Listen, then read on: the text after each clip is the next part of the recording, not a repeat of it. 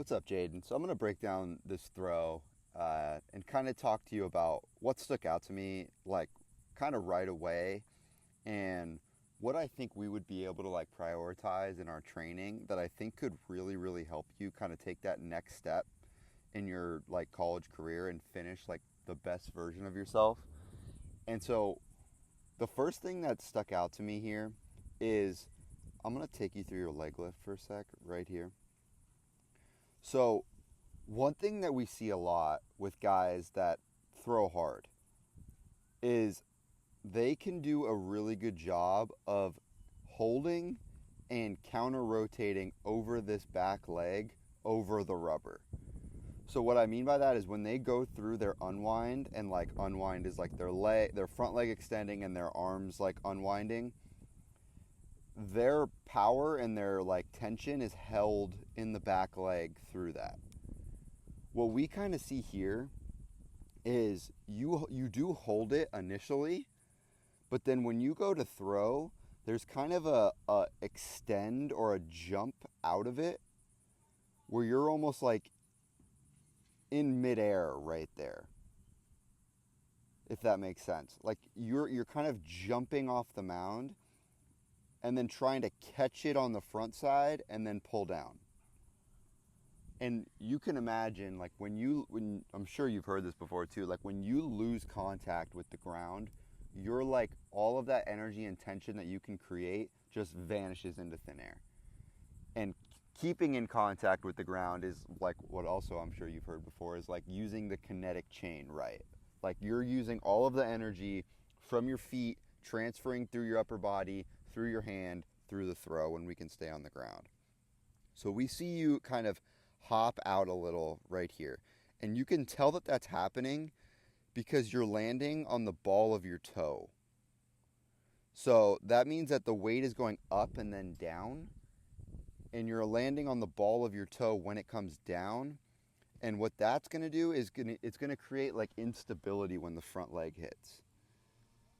So it's this throw actually is timed up pretty well, but that's just going to like create a inconsistent landing through our delivery. And the landing and like the brakes and the front side of the throw is like honestly probably the most important thing, because if we can hit this front leg strong and a little bit like tighter and closer to you, like closer to the rubber, it just shoots all of that energy right up through the ball and through your hand, and you can whip out front.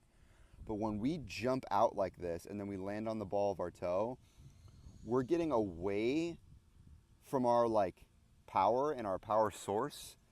And so then what has to happen here is this upper body has to pull open and this elbow has to lead a little through the throw too. And so obviously that can cause a lot of kind of issues too, right? Because when this pulls open because we're jumping and then the front leg is unstable when it lands, that hand can be in a different place all the time. It can be very, very inconsistent with like where our hand is actually releasing the ball. Kind of like the spin that we're putting on the ball can be inconsistent. The release point can be inconsistent. And then it just becomes kind of like a guessing game on why maybe I'm not executing, or maybe why my velo is fluctuating a little bit day to day when it should just kind of be there all the time. So that's kind of really what stuck out to me through this right here. What would we do with training? So we would do a lot of stuff that really involves you like owning the ground and like grabbing the ground through your movements in terms of like in the weight room and stuff. Like it would be stuff where you could feel that if you got better at that movement, you would definitely throw harder. Like there's a clear, obvious correlation between the movement that we would be doing and throwing. And that's what I think is really important that gets lost in a lot of like kind of strength training programs, is they become a little bit too just like generic. And we always got to remember like what we're training for. Like we're training to be a good thrower. That's the goal.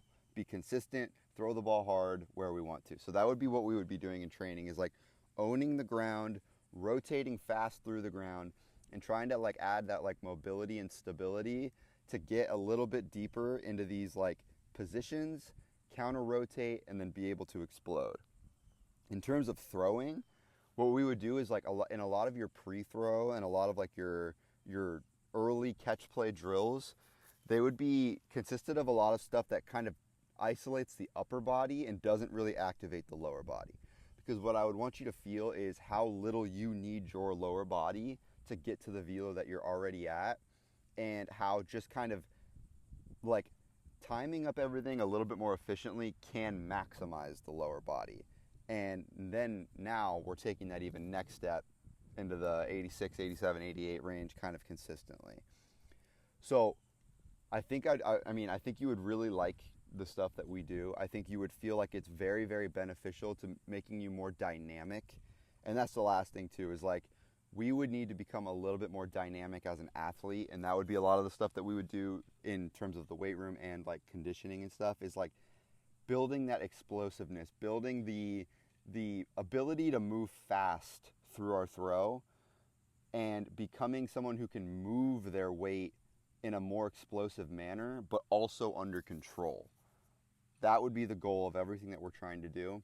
I'd be really excited to get to work with you. I think we really could make some big gains and kind of like give you the ability and like the requisite tools to really have that senior year that you